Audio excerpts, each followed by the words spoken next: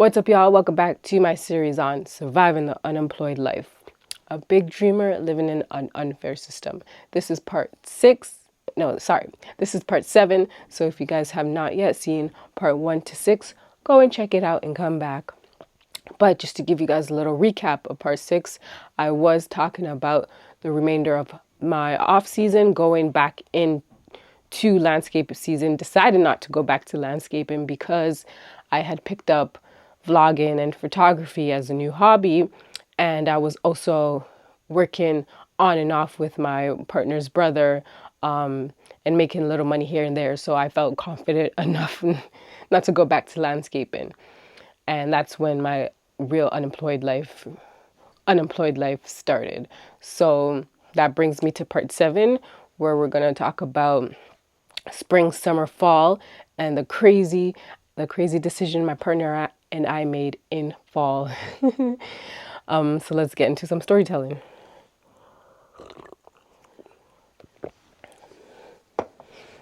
Okay, so let's talk a little about spring.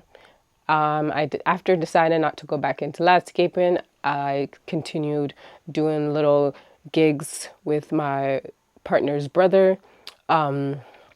He would get a videography gig where he'll go and work, and then me and his brother will be his assistant, or sometimes it's just me and I'll be his assistant, or I'm just setting up camera gear, or when it comes to editing, I'll do like some lip syncing, or I'll be the light girl. So I was basically working gigs with him here and there, getting paid, and then a cool experience and opportunity got brought towards my partner's brother to be the media team at Wicked Woods Music Festival. And so he invited both of us to come work with him.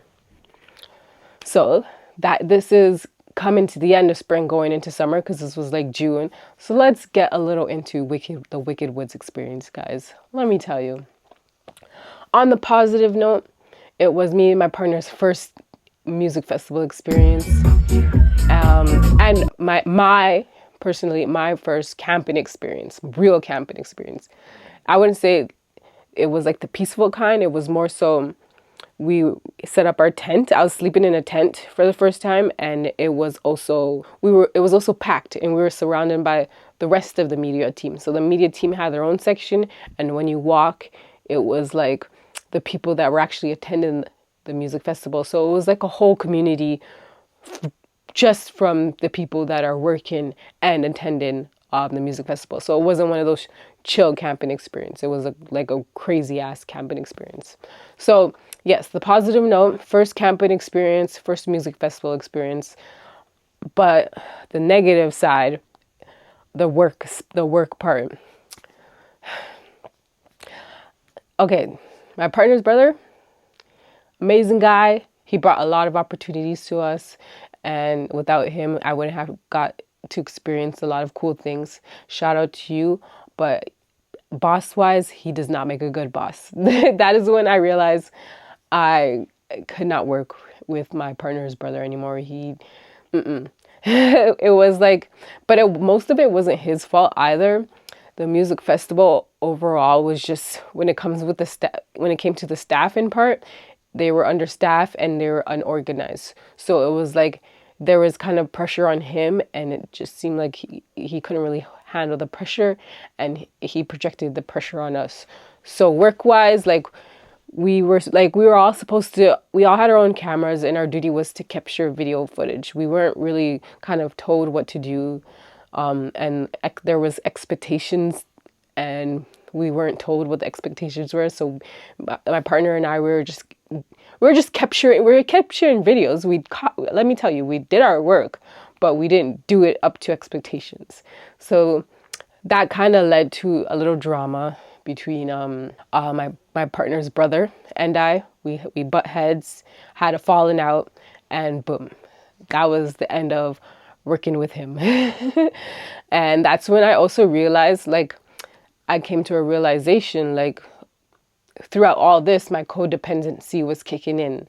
and that I've forgotten about my mission. I've forgotten about all the inner work I did, and that basically that whole falling out I had with my partner's brother was a wake up call to get back to what you want to do. What do you want to do, Shireen? So I had that realization moment. Shit, I gotta do my own thing. Like, I can't be relying on these people to bring opportunities to me. I can't be relying on these people to bring experiences to me, to bring jobs to me. I gotta go out and get it myself. Yeah, this is now the summertime. The falling out happened. I came to my realization, and I finally was getting my shit together. And that's when I came up with my dream career called Oneness Collective. And first of all, I'm not going to give up on that dream. It is there waiting for me to come back to it. But yeah, I kind of got Oneness Collective up and running, which is like basically a community-based thing that I started up, where I was collabing with other like holistic spiritual people, and I was hosting events. And I was doing good. Oh, because what also inspired this too, I did forget about that. Before I had the falling out with my partner's brother, I did come up with the idea to have this photography event called Sips and Snaps. So I came up with the idea. He helped me with the marketing and the promoting. He helped me bring in the people because I was still new to Calgary. I didn't really know people. So he kind of helped me sell the tickets. And basically the event was, I took pictures of people and they were sipping on, and they got to enjoy wine. So they had wine and they got their portrait taken. And it was a successful event. It was my very first successful event. We did great. We got footage, and then the falling out happened, and then I'm like, bro, I want to host more events, and that's when I came up with the Oneness Collective. So to start wrapping up part 7, the remainder of the summer, I was working on Oneness Collective. I was hosting yoga events. I hosted a Nature's Palette event where people were painting in nature, and there was a lovely girl I collabed with. Her name was Grace, and she hosted the meditating part. So we did a meditation and then we painted. That event was the outcome was good, but it rained and I was devastated. But still, like, I was just proud of myself because I was getting events starting and going. Like, you know, I was pushing out flyers. I was doing yoga events. I was collabing and doing yoga events. And I had a part 2 of Sips and Snaps. That one was kind of a success too, but it was like, it wasn't as good as the first one because I was doing it all by myself. And yeah, to end it off here, while all this was going on in the summertime too, like me and my partner were like big time dreaming. We were like, okay, we want to go to Colombia this winter. So what do we got to do? Like, we got to work and put away so that we can go to Colombia this winter.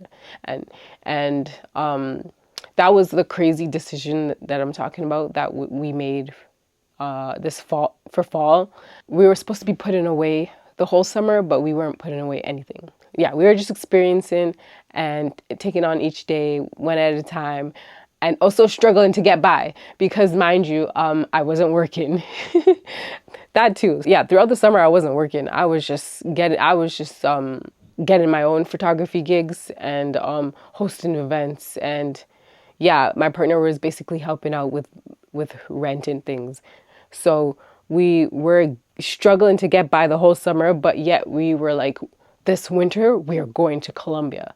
So I'm going to end it off there. Yeah, part 8, I'll get into the end of the summer, going into fall, winter, and the whole planning of Colombia, and if it even ended up happening or not. We'll see. Stay tuned. For those of you that made it to the end, thank you for watching. I'll catch you in part 8. Peace.